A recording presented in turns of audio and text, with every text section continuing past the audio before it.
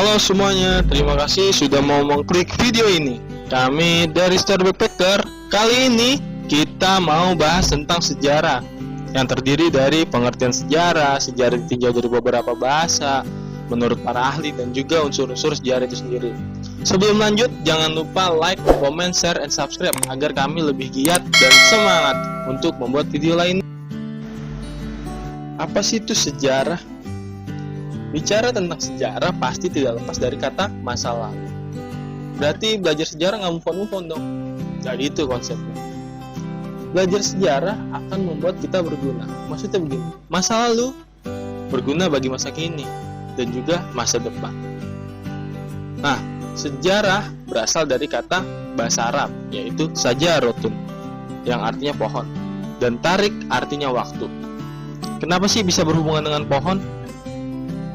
Ya, karena pohon itu melambangkan silsilah. Misalnya kakek kamu menikah sama nenek kamu. Nenek kamu dan kakek kamu memiliki anak, yaitu ibu kamu. Ibu kamu menikah sama ayah kamu, punya anak kamu, dan juga seterusnya.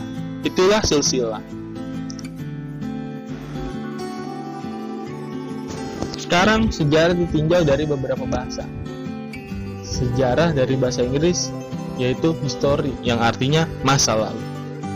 Sejarah dari bahasa Yunani yaitu historia, yang artinya studi masa lalu dengan kaitannya manusia atau berhubungan dengan manusia.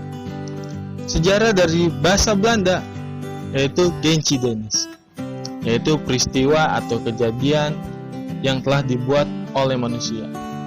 Nah, ini sejarah yang ditinjau dari beberapa bahasa. Lalu selanjutnya menurut para ahli. Yang pertama ada menurut G.V. Bridge.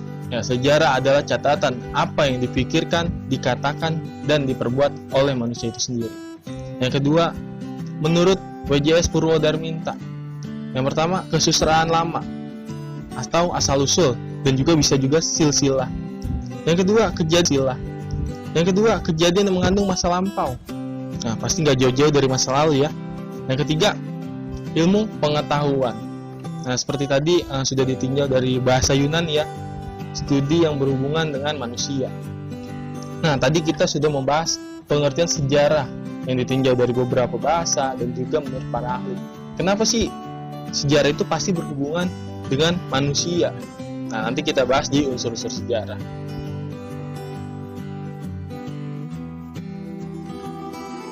Oke, selanjutnya kita bahas unsur-unsur sejarah.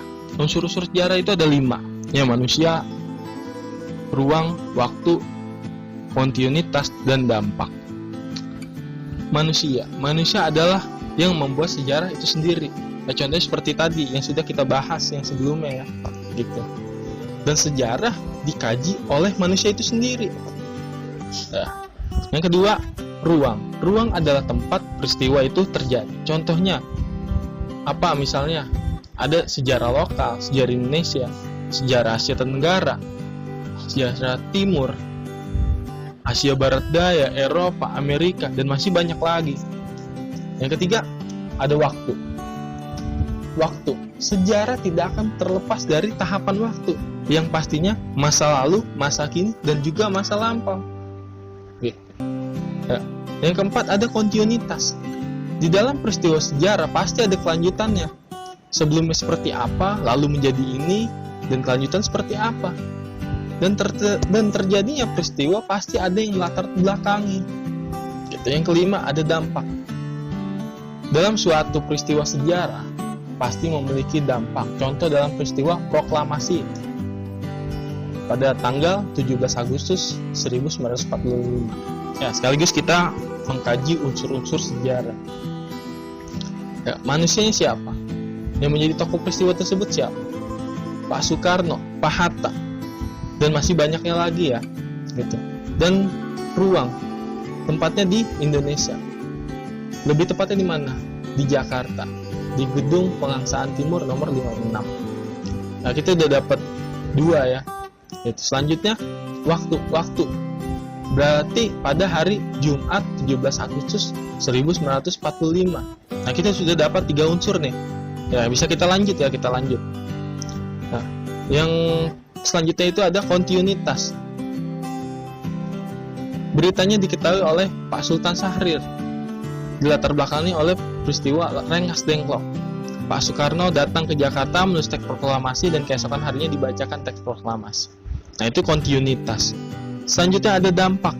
Apa dampaknya? Saat ini negara kita Indonesia menjadi negara yang bebas penjajahan atau merdeka. Nah, itu sudah dapat ya. Sudah dapat 5 unsur. Sudah cukup banyak yang tadi kita bahas, dari mulai pengertian sejarah ditinjau dari beberapa bahasa menurut para ahli, dan juga unsur-unsur sejarah. Ya, mungkin nanti akan ada pembahasan selanjutnya tentang sejarah, kita bahas lebih banyak lagi, kita belajar lagi ya. Karena belajar yang menyenangkan dimulai dari hati kita. Sebelum ditutup, ada kutipan nih dari Pak Kunto Wijoyo. Dengan sejarah kita belajar jatuh cinta. See you again, salam Ransel. Oke.